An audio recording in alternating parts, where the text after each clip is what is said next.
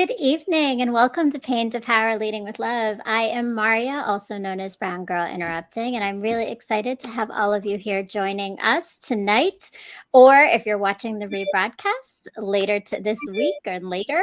I am very excited to welcome my special guest, Chef Chris Coleman, in just a few moments. But before I do, I wanted to touch base a little bit with everyone and just share some thoughts I had this week. I've been doing, and I talked about this the last time I was on the show, I've been doing this 21-day detachment challenge with Erica Ware, who is a coach, a confidence coach. And one of the things is that every day I sit down and I reflect on my week and particularly my day, sorry. And I think about three things. And the first of which is just kind of going through my day and reflecting on what it was like, what happened, how I felt about it. And then something that bothered me and how I could have done that differently or approached that problem differently.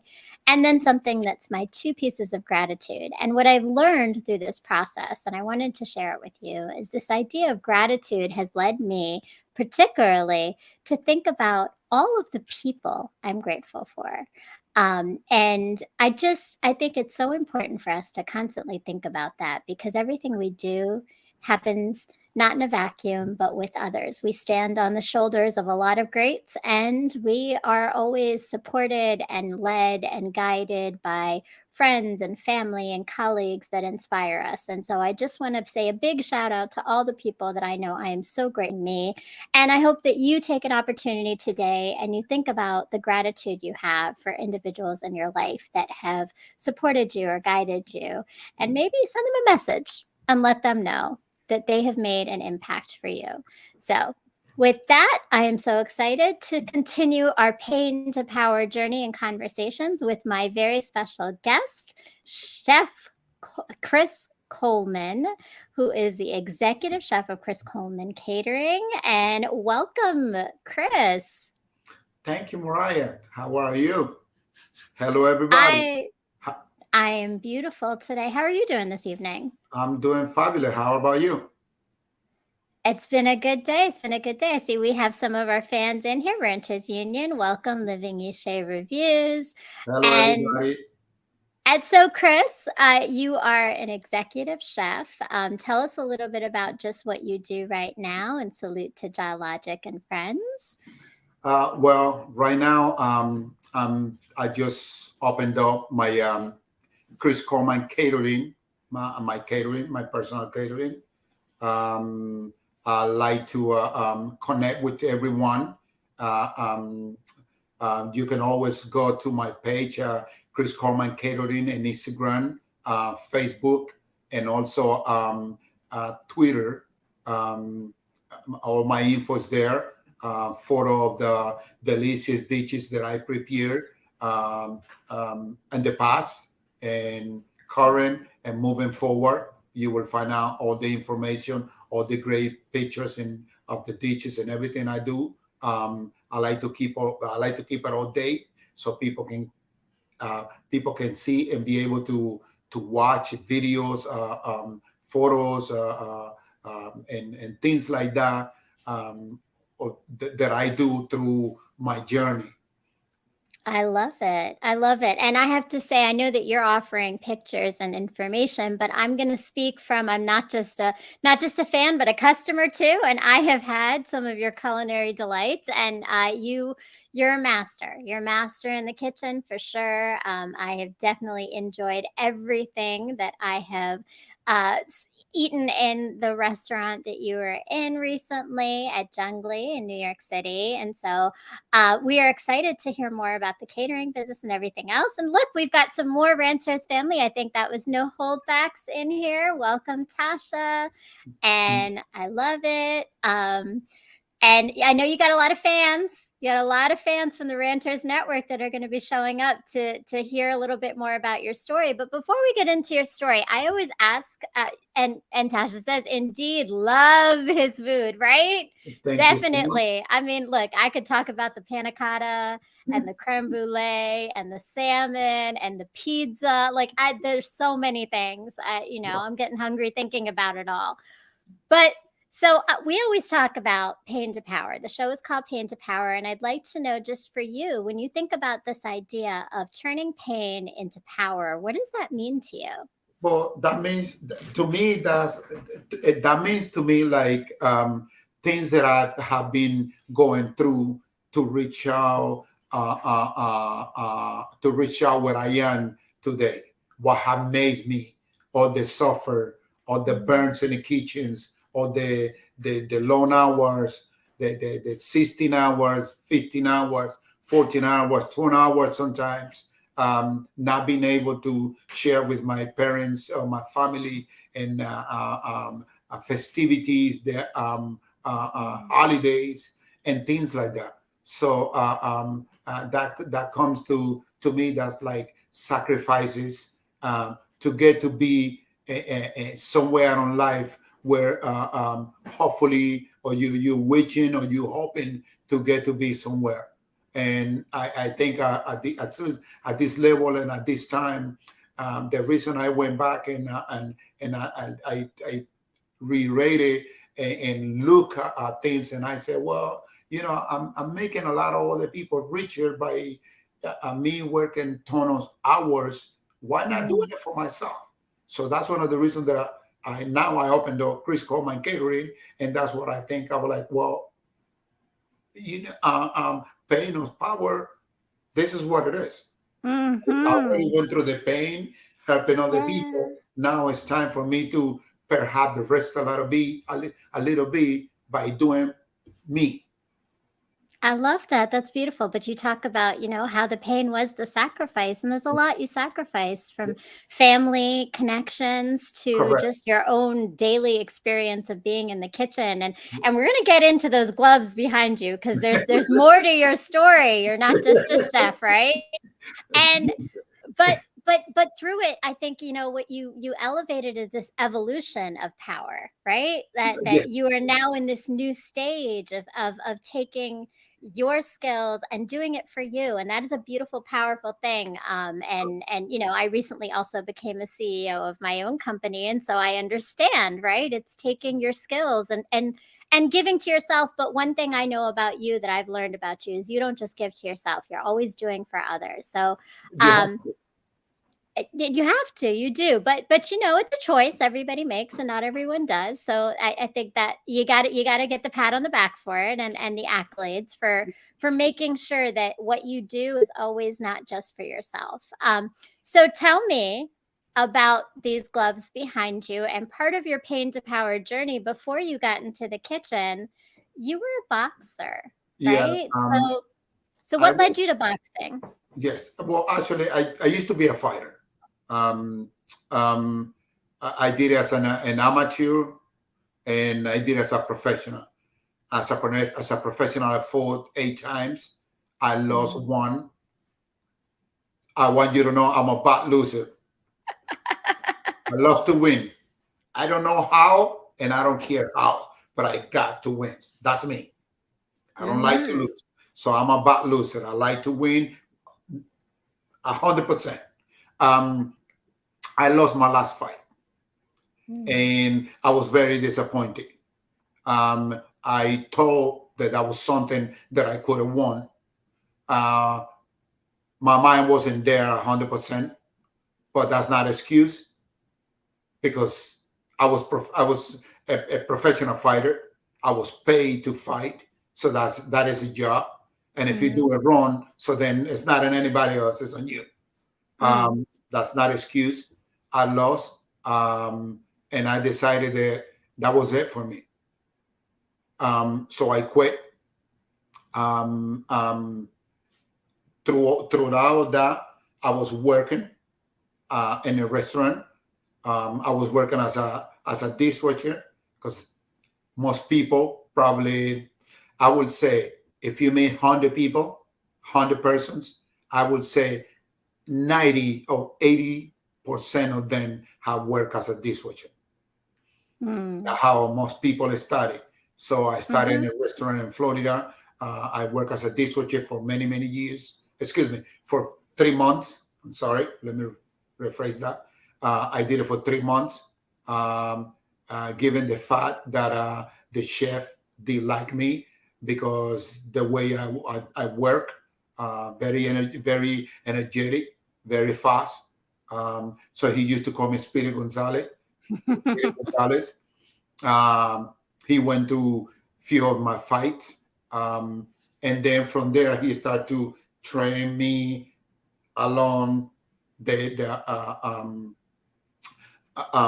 cooking environment per se, or the cooking career, and that's how I develop my desires to become a professional competitor, chef, cook, whatever you name it. And here I am today.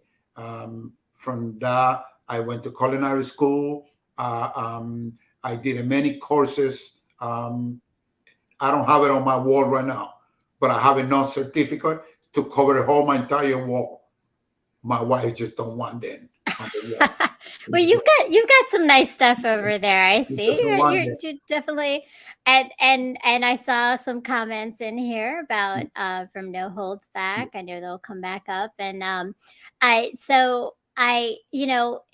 obviously, so the competitive edge didn't leave the ring, right? But you know what? I think that's it, right? Oh, so no holdbacks. Tasha says, "LOL, I can understand loving to win." Look, I can understand that too. I'm a little bit tough with that, and it's funny because I think then you become you're competitive with yourself sometimes too, right? Well, yes, I am. One thing I like about boxing, it taught me a lot of discipline. And I'm a, like I said, I hate to lose because I'm an egomaniac. But in a cookie, when it comes to cooking, what I related boxing and cooking is that when I do things, I like to do it with the best of my abilities. Just like when I step up in the ring, I always want to win. And in order for you to win, you have to be prepared. In the kitchen, I do the same. When I'm in the kitchen, I don't care if I have to spend 5 more minutes, but I'm going to do it right. With me, it's not about quality. Excuse me, it's not about quantity. With me, it's about quality, and then the quantity comes along. But it's about quality, And then that's how I related what my boxing time with my cooking time. Do it, but do it the best. Do it the best of your ability, and that will put you somewhere in life. Don't be a slacker. Don't go corners here and there, because that's not going to bring you anywhere. Yeah, that's so important and very driven. I love it. No holdback sex. Backing keeps you on your toes. Coordination is important. Have to be on point in the kitchen that he Correct. is. I can attest to that. That's for sure, right? We can all attest to that who have eaten in your restaurant, and for sure, and I think so. That's interesting that you said that, right? Because I was thinking like what skills have transferred from boxing to the kitchen, but it sounds like a lot of pieces definitely connect with that and have helped you to become better as a chef.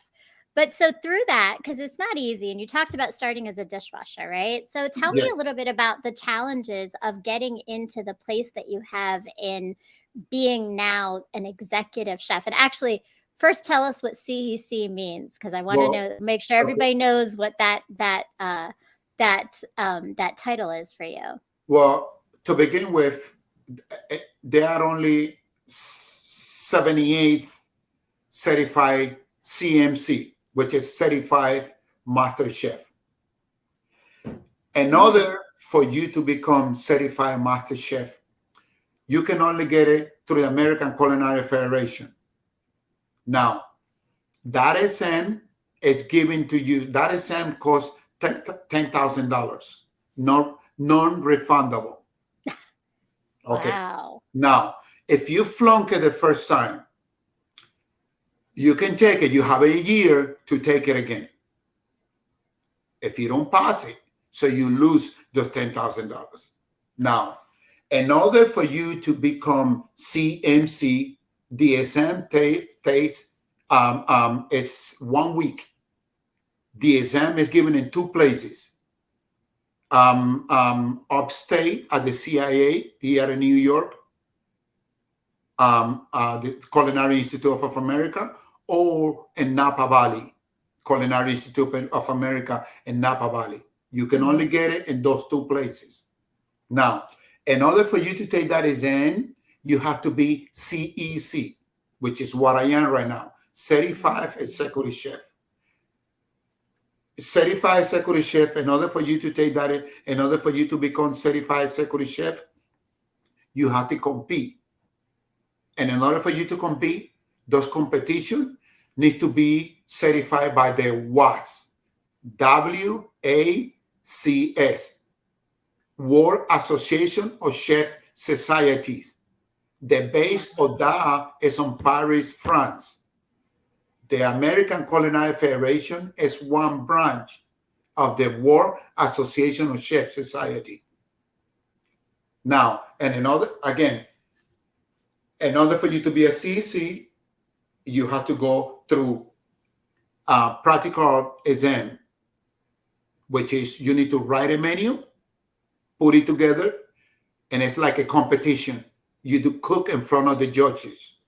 Perhaps there will be 10, 20 people taking the exam with you, and the judges, they don't give you any info. There is a web page where you go and you study all the steps that you need to follow throughout the competition. Now, it's on you to study all those regulations. Keep it on you. When you go to take the practical exam, you need to bring from plates, forks, spoons, knives, cutting boards, bleach, everything you're going to use. Your protein, your food, you have to purchase everything yourself. The only thing they offer you in that arena is the cooling system, the refrigerator. You're going to have 4 judges.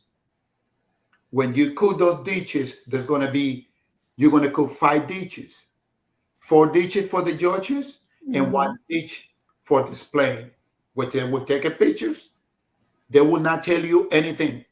They're just watching you and scoring, taking points away, taking points away, taking points away. That's what they do. You can do it twice a year or once a year. Then after that, by you passing that exam, there is another exam that you have to take. It's based upon 200 questions, 1 hour. It's I forgot the name of the exam. But anyways, 200 questions. You have 1 hour. Once you pass that, so then you become certified. But you also, like I say, you also have to go to a lot of competition throughout, and you also have to do a lot of study. It's a lot to study, a lot. I can tell you that. Wow. I think Tasha said it well. Impressive. Right? Like that it is impressive. That's a lot. That's a lot. A lot of, I mean, and you named the financial commitment, the time commitment, just the pressure itself in the moment. So it obviously took a lot of school and training and competition to get where you are. There other go ahead. But the good part about become certified is that you become certified and you can teach. Now you can go to any culinary school and become. Once you're certified, you're entitled to be a teacher, to teach in any culinary school. So if I used to be a substitute teacher at a culinary school here in New York. I did it for I believe this was in 2008 or 2009, something like that. I did it. But anyway, so this is how because most of culinary professor nowadays, they have to be certified. It's mandatory for them to be certified. So most school automatically because the American Culinary Federation Mm-hmm. wasn't that known many years back.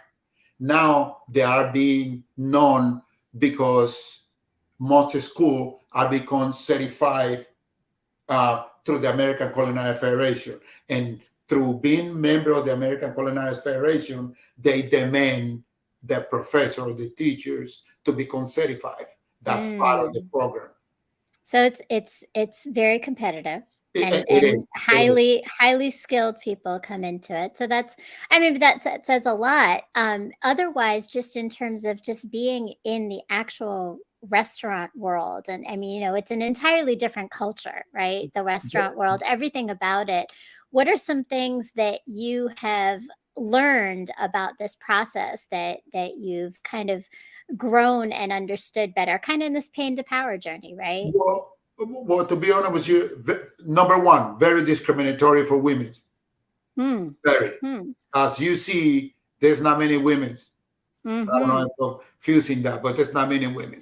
Now, and the new millennials, a lot of women are getting in because now we had all these things fighting for equality, but very, very, very racist for women, and Interesting. a lot of other people's. Obviously, we all know that, but I don't let that pull me down through the process. I know what I can do. I know how good I am. So I never let none of those things hit me behind my head. I just focus and move forward. Mm-hmm. I understand that a lot of places had taken a lot of opportunity from me and from a lot of other people. But again, I keep on moving forward. I know I'm very talented. I know I'm very passionate to what I do. I like to do what I do 100%. So I don't, when I put something in front of someone, I don't feel ashamed. So I'm good. That's one of the things that I learned to do. One thing I learned the most in the restaurant business is like you can you can take you can say whatever you want about me, and you can think you take whatever you want about me. But I know that when I do something, I done it 100%, and I know what is in your mind is fine. But I know what I done is 100%. So you can never pull me down because I know I'm good, and that's just the way I feel. And if I give my 100%, I'm cool. I'm cool with that. That's a great thing, though. And I I'm see we cool with have that. Redemption in here too. Yeah. Redemption Song 76, who I have to say is the reason I even met Chef Chris Coleman, was because of Redemption Song 76. Welcome. And it's so nice to have you here. So, and I appreciate you saying that, because it sounds like you don't allow anything to bring you down, Well, but you no. obviously still have had a lot of things that you've balanced. One of which is that in addition to all the things you've already listed that you do, and your certifications and all the competitions, you're a dad, right? Yes, I am. Tell me a little bit about your children, and what that's been like, trying to balance this very demanding profession Well, and being a dad at the I'm, same time.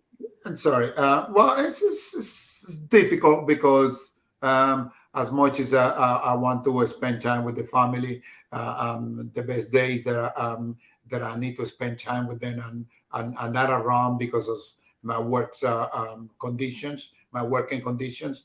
But I don't regret anything about cooking, because I think at the end of the day, I'll be able to I've been able to fulfill my dreams, number one, Mm. and number two, I'll be able to bring the bread home for my little ones. And one thing, my two little girls, they don't need to ask anybody for anything, because I can always provide for them. And I'm blessed. I have a great family. I surrounded myself to great people that inspire me. You have to understand, you as good as the people that you hang out with, Mm. So Mm-hmm. and so I'm focused. I'm a grown-up person, so I always think wisely. Before I make any decision, I always think about my little ones, my two little ones. Not much about me, but about them, because obviously, as a father, my responsibility is taking care of them. Uh, um, but yeah, that's that I love them. They always in my heart. And what else can I say? I mean, they are my everything. That's beautiful. And I mean, again, like, you've centered what's important, and you have a passion for all of it. So actually coming back to that, I want to know a little bit more, like, what brought you to this passion of food? When did you first realize that you loved food and that you Um, wanted to be making food? to be honest with you, there was, like sometimes you go, sometimes you walk on the street and you see a place and you're like, I want to eat something, but I don't know if I should go to this place, right? So you Mm-hmm. walk into the place and you order something, and when you eat it, you're like, oh wow, Mm. this is overwhelm you. You're like, wow. That's what happened to me by getting into the restaurant business. There was there was, when I was training boxing at the beginning. There was a man in Miami I met. His name was Cecilio Matos. He passed away. He was from Puerto Rico, Puerto Rican American. Mm-hmm. Very nice old man. He was working. He was working at the restaurant. He actually got me. He's the one who got me involved in the restaurant business. And he used to be the butcher. He was butchering the meat all the time. Mm-hmm. Mm-hmm. And he used to work there for many, many, many years. And he also used to love boxing. So he was talking to me about boxing all the time, Mm. and he will go to my fights, and he will shower me with good compliments. You're gonna be good, and other guy. I was a good young fellow, and and he liked the sport, so he was very passionate about it, just like I am. Right. So, so he says to me, he's the one who says, "No, you don't need to be a dishwasher. Why don't you do what I do? I can train you here." And but me as being young and eager and egomaniac, obviously, because I was an Mm-hmm. athlete, I always want to win. I'm like, I don't think I want to be standing up right now here, which is with the hammer calling me Mm. and just tenderizing me. Now I want to learn the whole situation in the kitchen. Mm. So my chef calling here, I need this and I need that, and I thought that was great. I thought that was wow. Like this is what's up. This is what it is. This is what I want to do. And Mm. he calling the shot. Oh, I need salad. I need this for an appetizer. I need clams, oyster, and calling different stations. So I thought that I'm like, wow, this guy, it's unique. It brings all these different 5, 6 different concept to one. So Mm. that's what got me interested and passionate about cooking. And I was like, I can do this. And then I remember one time his name was Rossi Ragusa, the chef, Yeah, rest um, in peace. an Italian American. He used to call me Speedy Gonzalez, and he's like, "You like cooking?" And I was like, "Yeah, I like cooking." So he started training me, and what I did actually, in my days off, I used to get 2 days off back then. So I used to go on my day off, my 2 days off, go Mm-hmm. and work. And he asked, Chef, Chris, is this what you want to do? And I'm like, yeah. But this is your only 2 days off. And I'm like, yes, but I want to learn because I don't want to. If you ever become a world champion, what am I going to say to people? I work as a dishwasher in a restaurant. I don't want to do that. Mm. So by that being said, he's like, well, if this is what you want to do, no problem. So he put me on a salad station. You have to shuck clams, oyster, and peel shrimp. But then I will have about 100 pounds of shrimp down there. I will spend the whole day standing up, peeling oyster, shucking oyster, clams, and peeling shrimps, peeling the vein. And I did it, Mm. salad, and he trained me in that station. Then someone else quit on the fryer. He instead of him hiring someone, he brought me in to be the fryer person. And from there, he was moving me along and along and along. I Hmm. remember, um, Wow. yeah, So you kept, obviously you've been pushed. You've had a lot of mentors pushing you, but that's taken you to some pretty cool places. Actually, in fact, I know one of which is being on the Food Network on several shows. Tell us a little bit about that experience and what brought you there. So I know you were on Chopped the first yeah, season, and um, you won. yes, So tell yes. me a little bit about what brought you there. Um, I when I went to CHOP, I was working for a very good restaurant entrepreneur. His name is Mar B. Parker. Mr. Parker, he used to be the CEO of a restaurant group, which they own Tao, Lavo, the Brasserie, amongst all the restaurant. They own over 100 restaurants in England, Amsterdam, you name it, all over the world. Mm-hmm. I used to run his mansion in the Hamptons for about 7 years. Um, um, Throughout the 7 years, I had the opportunity to cook for many celebrities from um, um, um, Chris Lighty, which is he used to be he killed himself, but he used to be a 50 Cent's manager. um, Mm. I used to cook for Leonardo DiCaprio, Mel B, JC. Uh, um, it's you name it. Al Harrington, Chris Duhan. Al Harrington used to be a center for the New York Knicks. Chris Duhan was a point guard for the New York Knicks. Mm-hmm. Alex Mm-hmm. Rodriguez, Kay Hudson. You name it. I cooked for so many Right. celebrities. And that was like an open door for me. So when Chap called me for the interview, the Food Network called me for the interview, I went for the interview. So I had the interview and I told them what they asked me, where are you from? And I say, well, I'm Panamanian Jamaican. I was born here, but my parents are Panamanian and Jamaican. And they said, Mm-hmm. whoa, this is great because of your background. You will bring a lot to the show. You can bring Mm. a little bit of the Jamaican cooking, a little bit of the Latino cooking, and a little bit of the American cooking. So this is what we're looking for.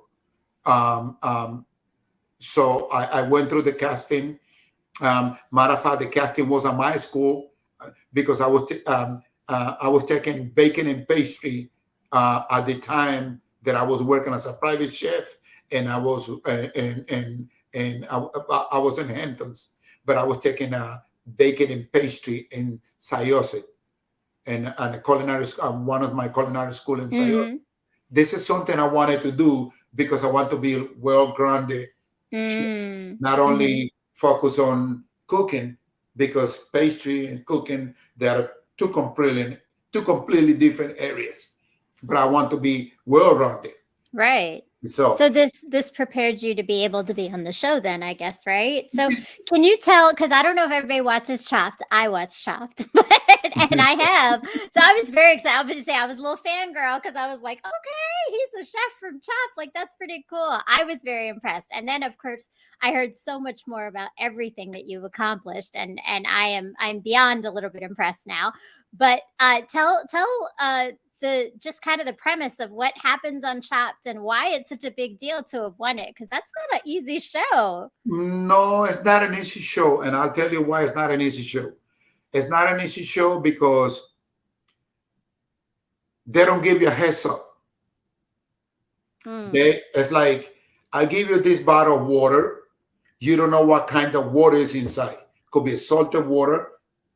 And I'm going to say, make me a dessert from that water. Mm.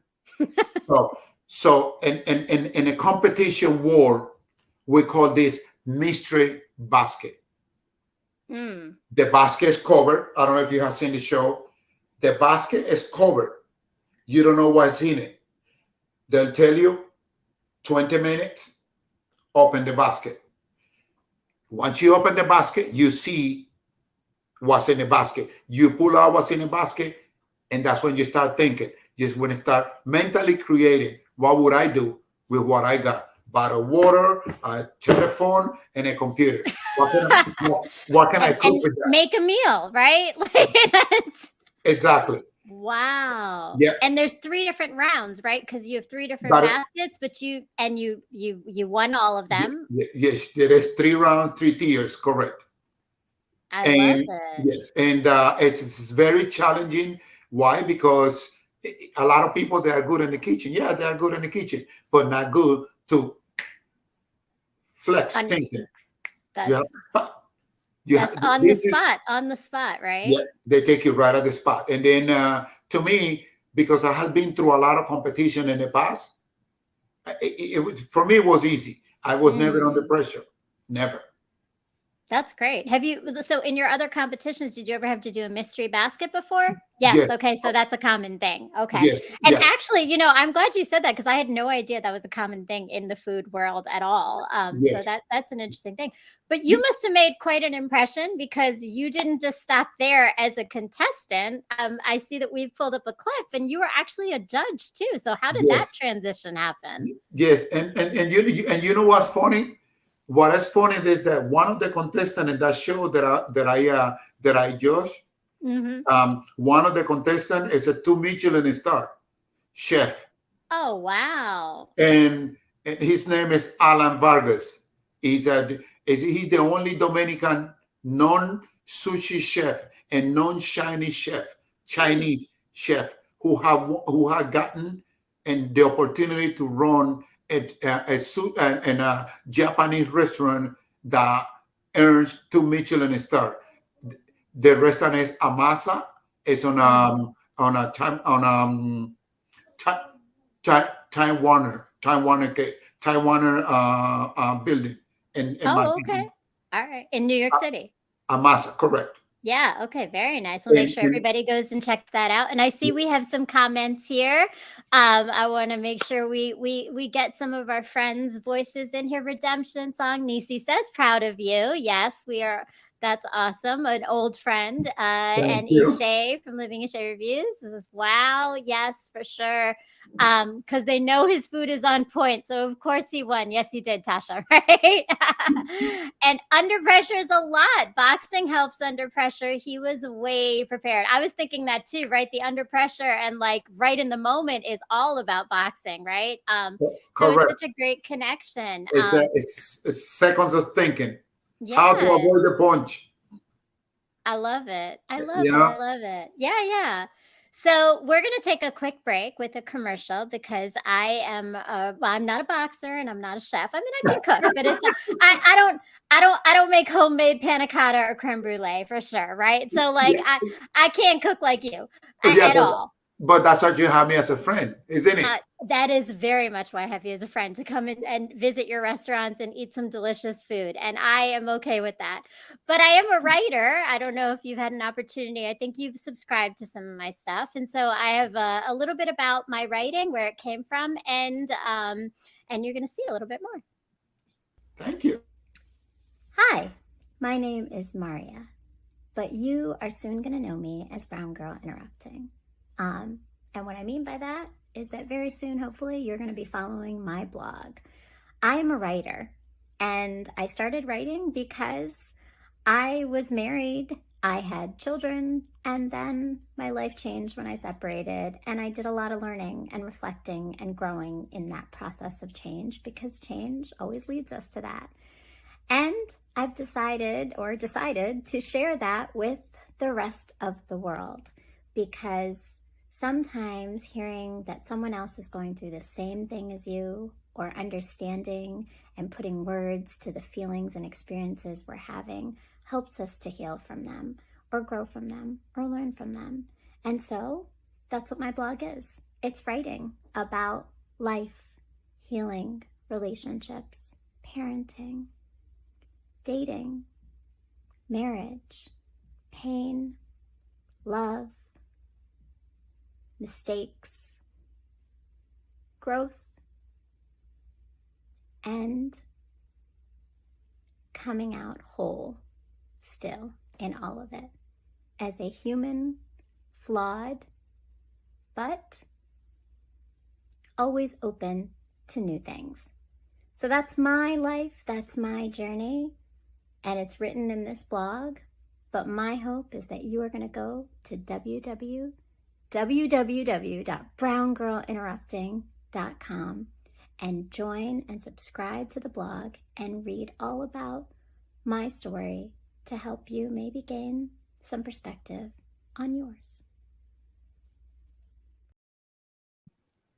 So yes, please. It's been a journey and I'm learning all the time. And I actually recently just wrote 2 posts, one both about love on the heels of the Valentine's Day. One is called The Shit Side of Love and the other one is called Discovering Love. But please go make sure you subscribe, go to my website. All the links and the information are below.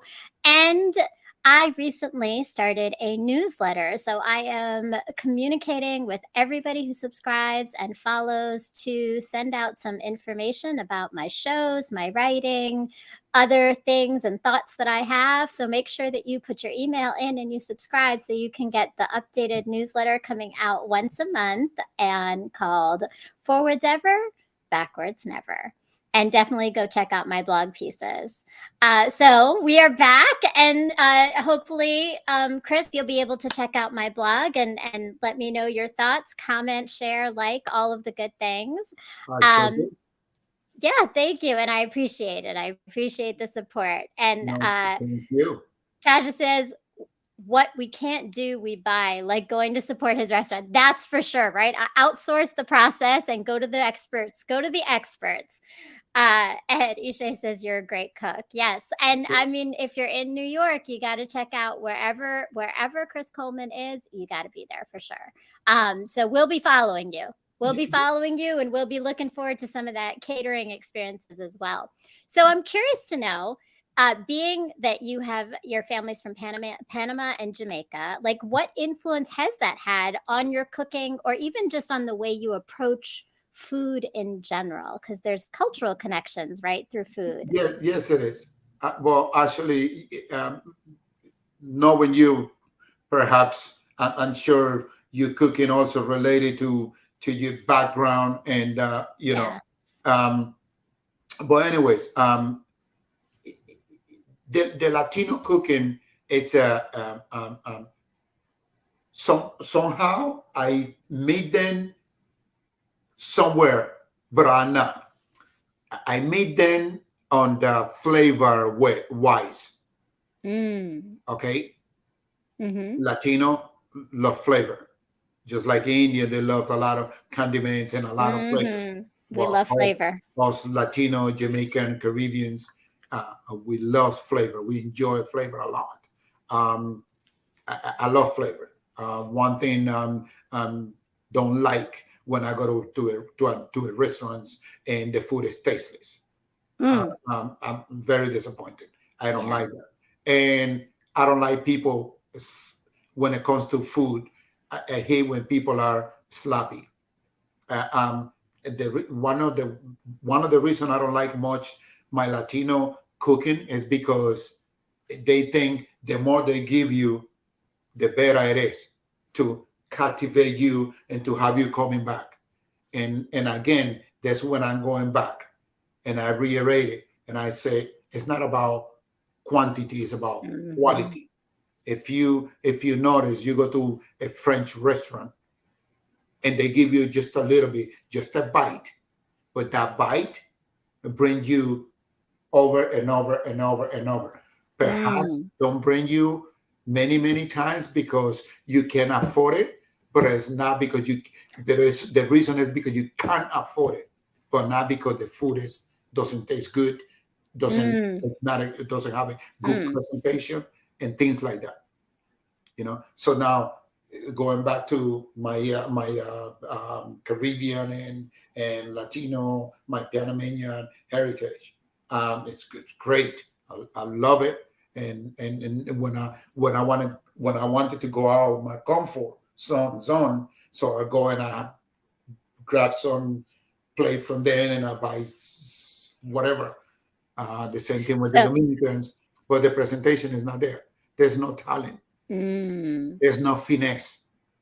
So you add the finesse, but you bring in the culture and the flavor. And I see we have some comments because when you were mentioning that small bite that just pops, Logic was yes, like them wings Chris made because those were some bomb wings. And I know Logic was loving the wings that kept on giving for sure. Yes, yes. Thank you. It was an experience for sure being served by you, being able to eat your food, and the connection that you make. I think that quantity over quality for you goes into the way that you connect with people. So how does that come into your experience of cooking, the connection piece of it? Well, but let me just put it this way. Before moving forward, you see, there were a lot of people. There were a lot of when we met, right? There were a lot of Mhm. people there, right?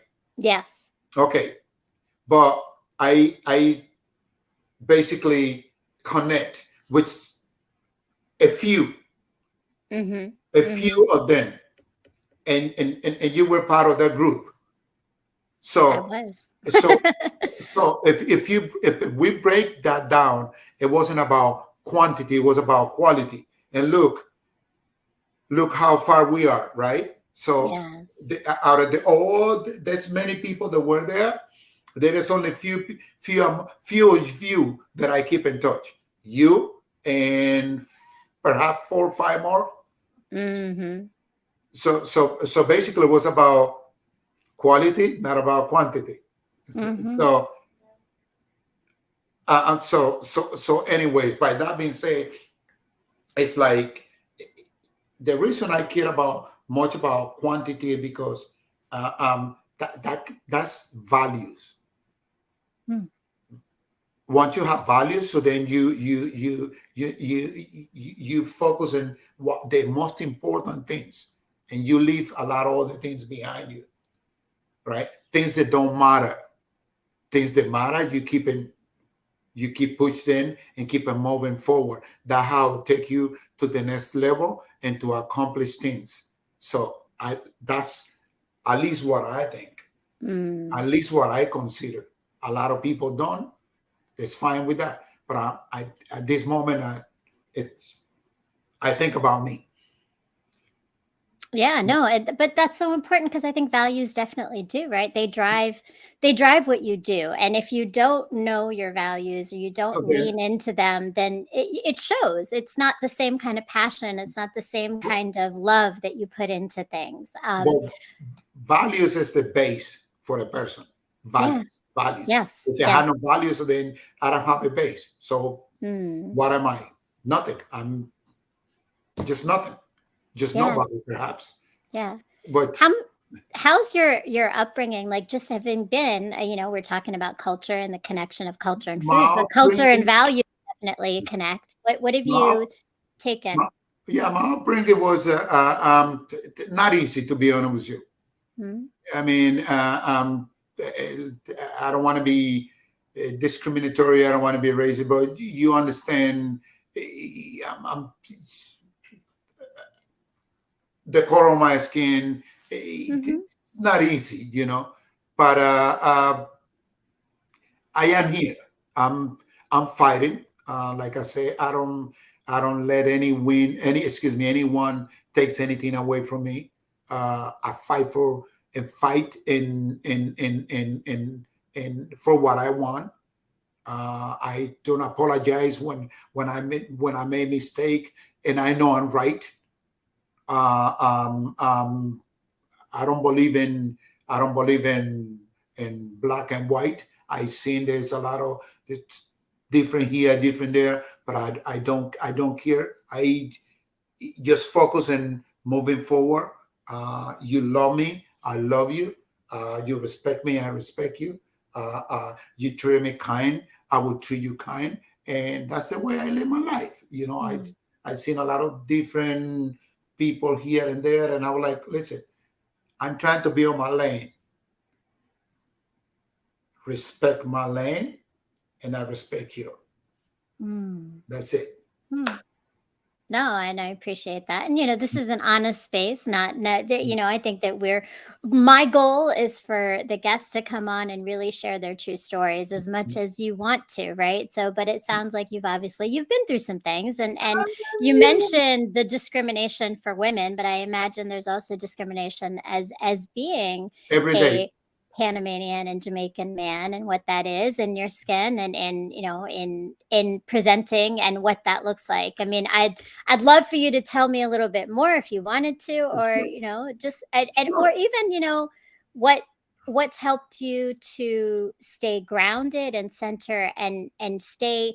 I think one of the things we talk about when we talk about pain to power is the healing process, right? It's the healing pieces, and you're in a competitive space. You're in a space where obviously you've mentioned Oh, there have been yeah. challenges when it comes to Every day. discrimination every day, every Every day. I day. imagine.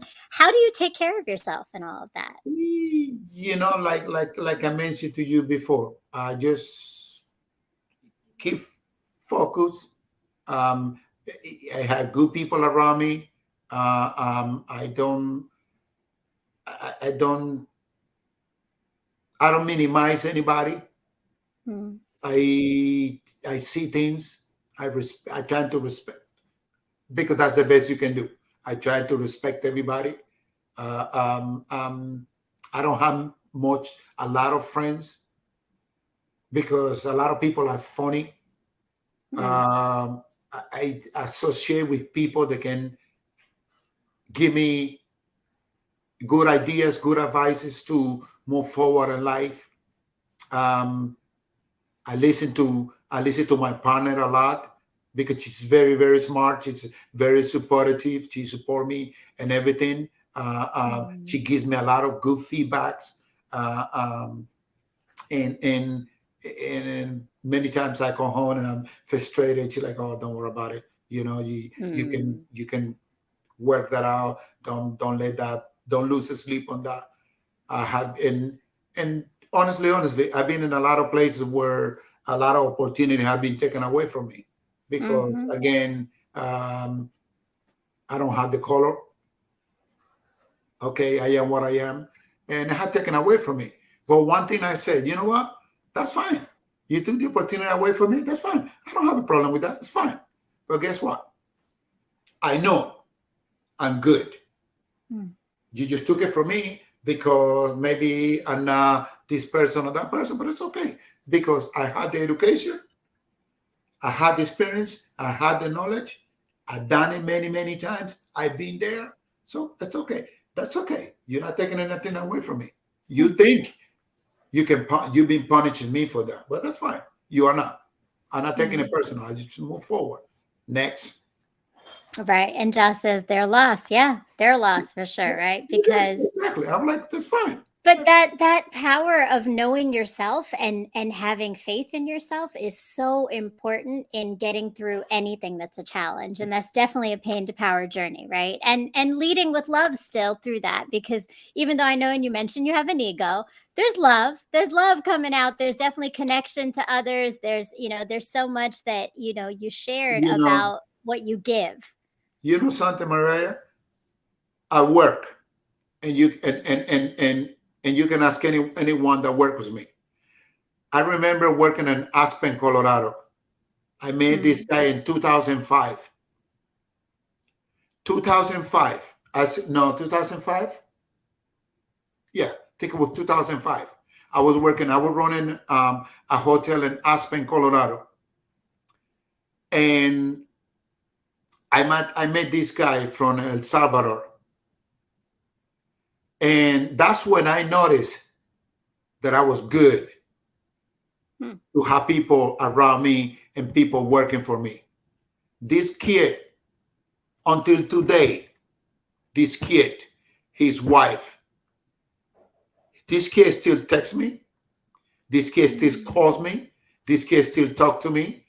And this kid tells me every time he says he want to come to New York, he says, "Chef, I want to come and see you." And and this was in 2005. We're talking about 18 years ago. He still calls me, he still talks to me, and he still says me every time. And he's like, if I ever want to relocate and come to New York, I want to work for you. I said, no, no, no. You don't want to work for me. You want to work with me. No, not With for me. me. With me. Right. Right. Okay. And people right now, I left Jungley. The whole entire people left. The whole kitchen left. And they all are calling me, "Oh, chef, I want to come and work for you anywhere you go." Even today, one of my cooks texts me, "Chef, when can I come to see the restaurant where you're going to be?" Now, by that being said, because I always say thank you and please. I don't give them money because I don't own the company and I'm not a millionaire. I don't have money. I hustle just like them. But when I'm working in the kitchen, I put myself in the same situation and level that they are, because that's what leaders do. Leaders lead by example. You don't tell people what to do.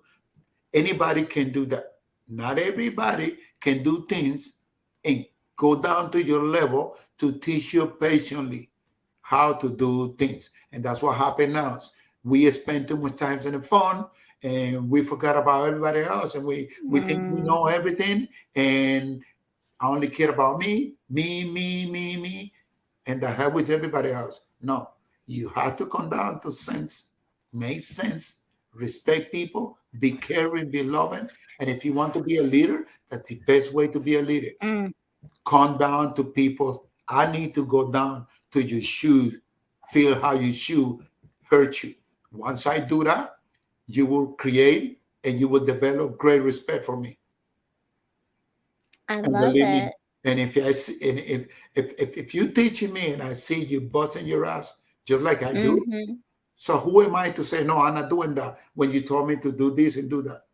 I had no right because I'll see you doing it, and that's what I put myself when I work with people. I was like, no. And you're definitely talking about it, right? Leading with love is just that. It's the respect, right? It's the Respect, respect exactly. of every Respect. level, in every level, with everyone. And Joss says, would you ever open a ghost kitchen? It's like when the same thing I tell my guys: if you don't eat it, don't give it to the customer. Simple as that. If you can't eat it, don't give it to the customer, because I wouldn't give it to my dog. If I won't give it to my dog, why would I give it to my customer? No, don't give it. If you don't eat it, don't give it to the customer. Have those principles, have those moral with you, and that will take you along the way, anywhere you want to go. Yes, it will. Yes, it will. So, Ja has a question for you. Would you ever open a ghost kitchen? Why not? Why not? Why not? Okay. Why Why not? not? Right? Why not? Okay. Okay. I don't know what a ghost kitchen is. Maybe you can tell me and then the viewers. You know, a ghost kitchen is a kitchen where basically that's a ghost kitchen. So like, right? And I do back to the subject. I was hired once to run a restaurant, a vegan restaurant, 100% vegan. Okay. That was last year at and the name of the restaurant is Bells. They just closed about a couple of months ago. I didn't last in that restaurant down there for too long. It's a corporate. The name of the company, Boxer Corporate. They run out of Boston. Out of Houston, Texas. Okay. They flew me to Dallas. I trained there for about a week and all this bunch of stuff. Blah, blah, blah, blah. I came to New York because the base is in Lower East Side in Manhattan here. So I went, I stayed there for a few months, trained there, but I felt that I had no passion for the vegan cooking. Why?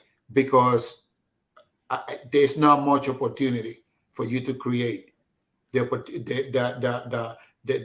very limited because Mm. it's vegan, so everything is processed food and this and that, and I'm just not into it. So then, we part ways, and that was the end of the story. Now we open a ghost kitchen in that place. That that's what I brought it into the subject. Ah, okay. And I tell you right now, it was a nightmare. A nightmare because you have people calling, I want this and I want that. But they basically, you create a menu, but Hmm. then when people call, they want things down their ways. And you can do that. Oh, so You so understand? there isn't the ghost element. People want to Exactly, change it and still exactly. control it, so it's hard. Like, Okay, all right. like for instance, I'm giving you a Caesar salad, right? Yeah. But then you tell me you wanted it this way and you wanted it that way. So why is the chef recipe made for? Right. Right. Well, and I'll be honest, when you come into a restaurant, I'm going to give you the power to make the decisions as the chef. Like that's not I think that's kind of that respect also for the Correct. the art of cooking. And Redemption Song is in here saying yes, true as well. So thank you so much, Chris, for being with us today. Before we leave, tell us a little bit more how people can get in touch with you and what they need to know about Chris Coleman Catering so that they can, if they're in New York or maybe even not in New York, it sounds like you travel, Correct. Correct. let them know. How do we get in touch with you? Well, like I said from the beginning, I'm on an Instagram by Chris Coleman Catering, LLC, and Twitter, also in Facebook. Again, I always post whatever I do. I take a pictures, videos, and I post it just to keep update, and daily communicate with my customer, my followers, my friends, because obviously my customers are my friend, are my follower, my everything. Yes, they Um, are. yeah.